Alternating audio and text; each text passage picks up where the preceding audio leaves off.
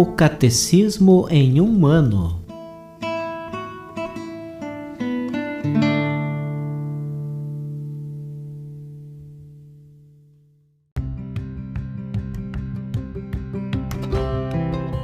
Olá, eu sou Antônio, seminarista da Diocese de Ponta Grossa, no Paraná. Você está ouvindo o podcast O Catecismo em um ano. Vamos ler todo o Catecismo da Igreja Católica ao longo de 365 episódios. Estamos utilizando a tradução em português apresentada pela CNBB em 2013, baseada na edição típica em latim. Baixe o plano de leitura por meio de um link que você encontra na página do Instagram, @o Catecismo em um ano, ou na descrição deste podcast.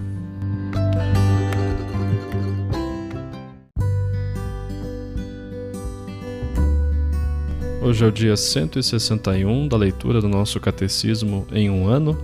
Nós estamos na segunda parte sobre a celebração do mistério cristão, na segunda sessão a respeito dos 7 sacramentos, no capítulo 1, os sacramentos da iniciação à vida cristã. Leremos dos números 1256 ao 1261.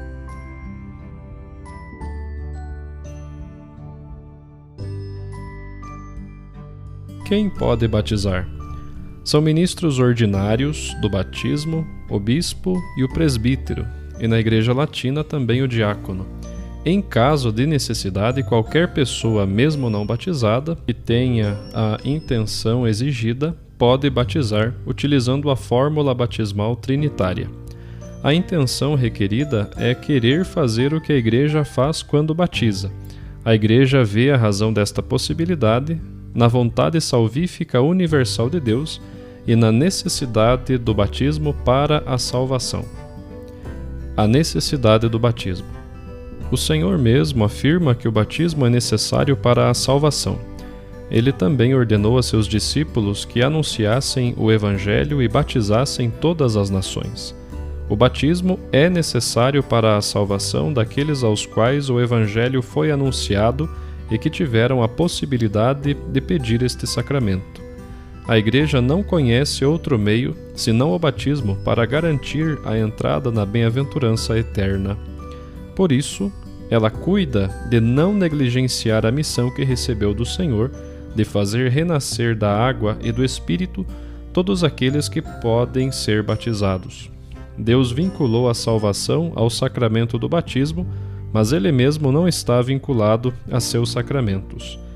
Desde sempre, a Igreja mantém a firme convicção de que as pessoas que morrem em razão da fé sem terem recebido o batismo são batizadas por sua morte por e com Cristo. Este batismo de sangue, como o desejo do batismo, acarreta os frutos do batismo sem ser sacramento. Para os catecúmenos que morrem antes de seu batismo, seu desejo explícito de recebê-lo juntamente com o arrependimento de seus pecados e a caridade garante-lhes a salvação que não puderam receber pelo sacramento. Sendo que Cristo morreu por todos e que a vocação última do homem é realmente uma só, a saber, divina, devemos sustentar que o Espírito Santo oferece a todos, de um modo que só Deus conhece, a possibilidade de se associarem ao mistério pascal. Todo homem que, desconhecendo o Evangelho de Cristo e sua Igreja, procura a verdade e cumpre a vontade de Deus, segundo o conhecimento que tem delas, pode ser salvo. Pode-se supor que tais pessoas teriam desejado explicitamente o batismo, se tivessem tido conhecimento da necessidade de recebê-lo. Quanto às crianças mortas sem batismo, a Igreja só pode confiá-las à misericórdia de Deus, como o faz no rito das exéquias por elas. Com efeito, a grande misericórdia de Deus quer que todos sejam salvos, e a ternura de Jesus para com as crianças o levou a dizer: "Deixai as crianças virem a mim, não as impeçais", nos permitem esperar que haja um caminho de salvação para as crianças mortas sem batismo. Eis porque é tão premente o apelo da Igreja de não impedir as crianças de virem a Cristo pelo dom do santo batismo.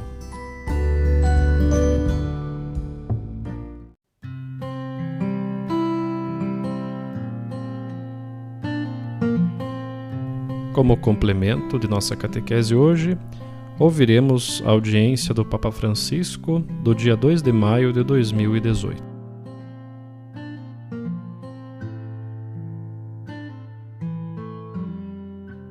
Prosseguindo a reflexão sobre o batismo, hoje gostaria de meditar sobre os ritos centrais que têm lugar ao pé da pia batismal. Consideremos antes de tudo a água, sobre a qual é invocado o poder do Espírito, a fim de que tenha a força de regenerar e renovar.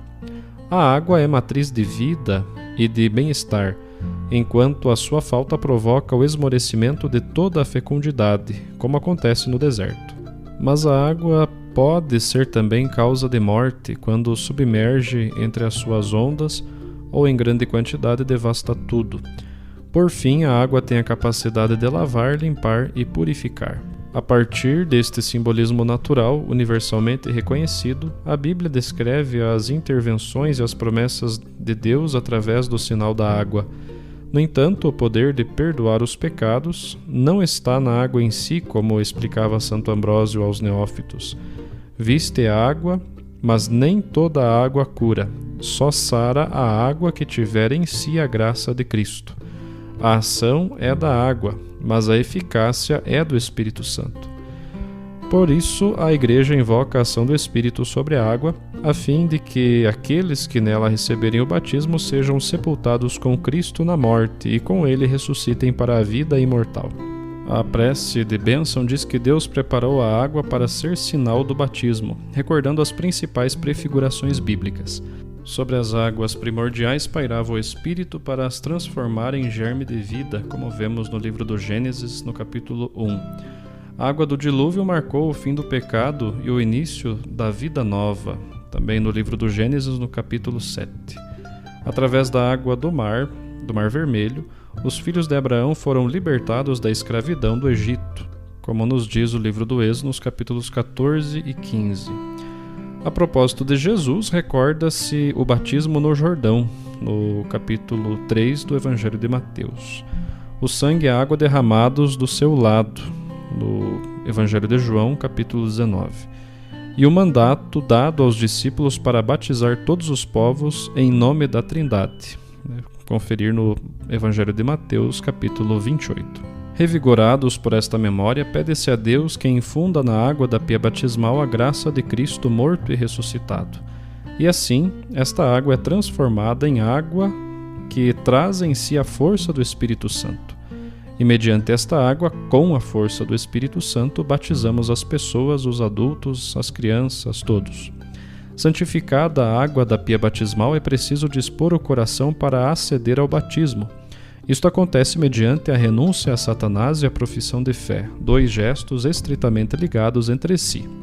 Na medida em que digo não às sugestões do diabo, aquele que divide, torno-me capaz de dizer sim a Deus, que me chama a conformar-me com ele nos pensamentos e nas ações.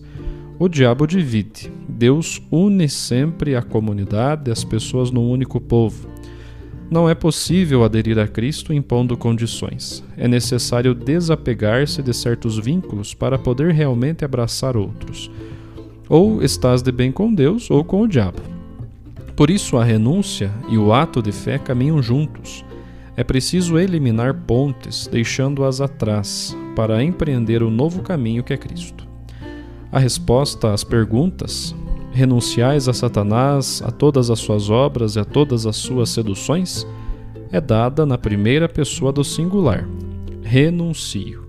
E do mesmo modo é professada a fé da Igreja dizendo: creio. Eu renuncio, eu creio. Isto está na base do batismo. É uma opção responsável que deve ser traduzida em gestos concretos de confiança em Deus. O ato de fé supõe um compromisso que o próprio batismo ajudará a manter com perseverança nas várias situações e provas de vida. Recordemos a antiga sabedoria de Israel. Meu filho, se te apresentares para servir o Senhor, prepara-te para a tentação. No livro do Eclesiástico, capítulo 2, versículo 1. Ou seja, prepara-te para o combate. E a presença do Espírito Santo concede-nos a força para lutar bem. Estimados irmãos e irmãs, quando molhamos a mão na água benta ao entrar numa igreja, tocamos a água benta e fazemos o sinal da cruz. Pensemos com alegria e gratidão no batismo que recebemos. Esta água benta recorda-nos o batismo e renovemos o nosso amém, estou feliz, para viver imersos no amor da Santíssima Trindade.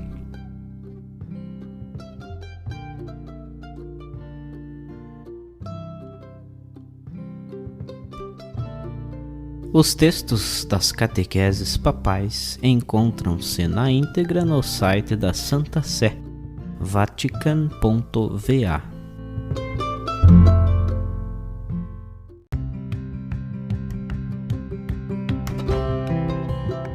Você acaba de ouvir mais um episódio do podcast O Catecismo em um Ano.